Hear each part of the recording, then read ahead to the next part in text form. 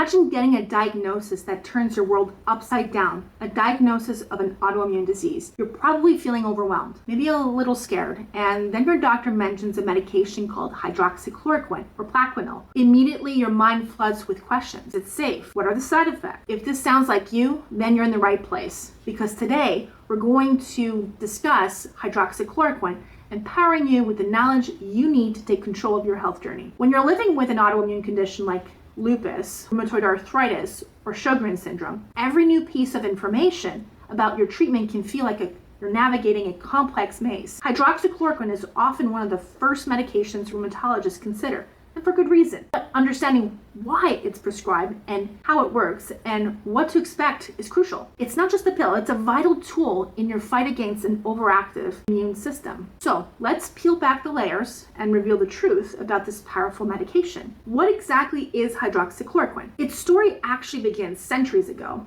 with a tree. This medication is a aminoquinoline derivative, tracing its roots back to quinine, a compound found in the bark of a cinchona tree. I'm sorry if I pronounced it wrong. For centuries, quinine was used to treat malaria. Over time, scientists refined this natural compound, leading to the development of chloroquine, and eventually the less toxic but equally effective hydroxychloroquine. It's fascinating to think that a medicine with such an ancient origins is now a modern cornerstone in rheumatology. But how does this historical remedy actually work against conditions like lupus and rheumatoid arthritis? While the precise mechanism is still a bit of a medical mystery that researchers are constantly unraveling, we do know it's a brilliant multitasker within your immune system. Imagine your immune system as a finely tuned orchestra. In autoimmune diseases, certain sections go rogue, playing out a tune and attacking your own body.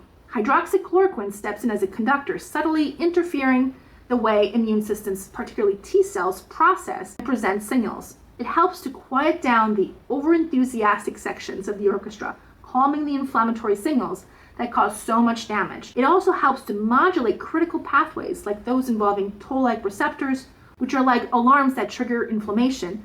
By doing this, it reduces that constant aberrant immune activation, dialing down the pain, swelling, and systemic inflammation you experience. So when and why do doctors prescribe this seemingly ancient yet incredibly sophisticated medication? Hydroxychloroquine is truly a cornerstone in rheumatology, especially for systemic lupus erythematosus, or SLE. For almost every single patient with lupus, regardless of how severe the disease is, hydroxychloroquine is a foundational treatment. It's a game changer, proven to reduce lupus flares, prevent long-term organ damage, improve survival rates, and even lower the risk of dangerous blood clots, particularly in those with antiphospholipid antibodies. If you have mild to moderate rheumatoid arthritis, hydroxychloroquine is often first line as a disease-modifying anti-rheumatic drug, or DMARD. It can be used alone or more commonly combined with other medications to achieve the best possible control. It can also be used with psoriatic arthritis. While not as common as lupus RA, hydroxychloroquine can be used to manage joint pain, inflammation in patients with psoriatic arthritis,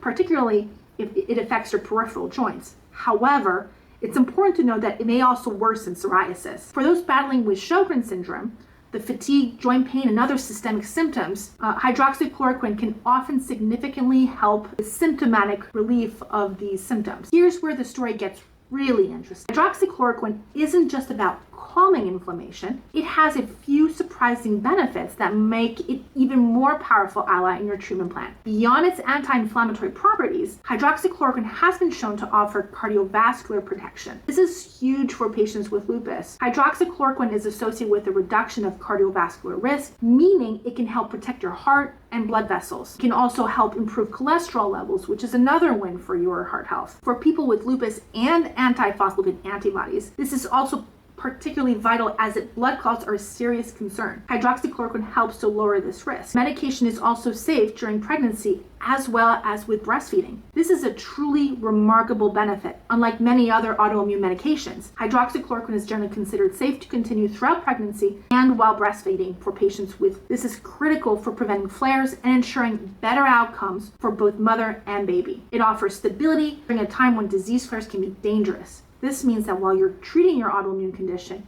you're also gaining protection in other vital areas of their health. It's truly a medication that works on multiple fronts. You've got your prescription. What do you do now? The first thing to understand is that hydroxychloroquine is not a fast-acting superhero. This is a crucial expectation to set. It has a delayed onset of action, meaning it can take several weeks to months, typically 3 to 6 months, to achieve its full therapeutic effect. Imagine planting a seed. You don't see the full bloom overnight. This requires patience and consistent adherence. Even if you don't feel immediate changes, consistency is key. Now, let's talk about side effects. Like any other medication, hydroxychloroquine can have them, but for the most part, people seem to manage them well. Knowing what to look for and how to handle them is empowering. Nausea, diarrhea, and abdominal cramping are the most commonly reported. The good news is that these are generally mild and often go away on their own. Taking your medication with food sometimes can significantly reduce these symptoms. You might notice skin rashes, or in some cases, a very rare and subtle darkening of your skin, especially in sun-exposed areas. Changes in hair texture or growth have also been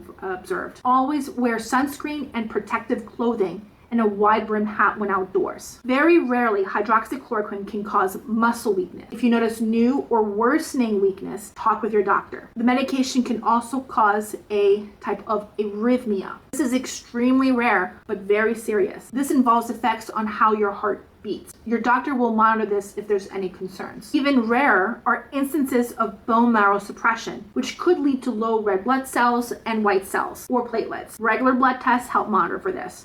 Biggest concern, and one we monitor very, very closely, is ocular toxicity or retinopathy. This is a potentially vision-threatening side effect, though it is very rare, especially with proper dosing and monitoring. Here's what you need to know about retinal toxicity. Risk factors. The risk increases with higher cumulative doses or prolonged use, typically over 5 years. Higher daily doses relative to your ideal body weight, which is why your doctor often doses based on weight, aiming for a little bit less than 5 milligrams per kilogram every day. Pre-existing kidney issues, concomitant use of tamoxifen, which is a medication we use to prevent breast cancer, and any pre-existing eye conditions make it more risky. Monitoring is paramount. This is why regular eye exams are not just recommended, they are absolutely crucial. The American Academy of Ophthalmology guidelines recommends a baseline ophthalmic examination when you first start the medication, and then annual screening after 5 years of use for most patients. If you have significant risk factors, you might need earlier or more frequent screening, typically involving specialized tests like visual field testing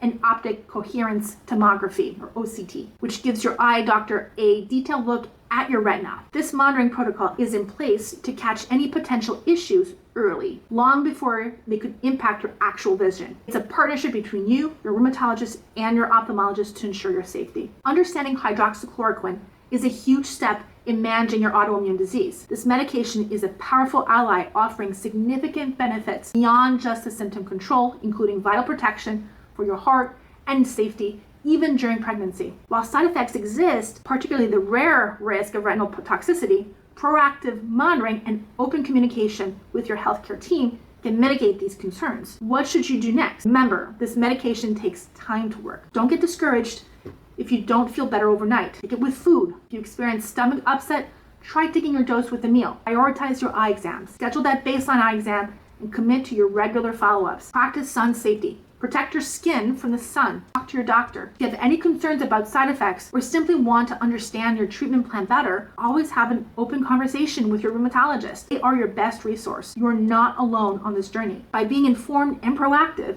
you can confidently navigate your treatment and live your best life with an autoimmune condition. If this video was helpful, please give it a big thumbs up, subscribe to the Rheum Doctor channel for more clear evidence-based information, and share it with anyone who might benefit. Your support helps us empower more people.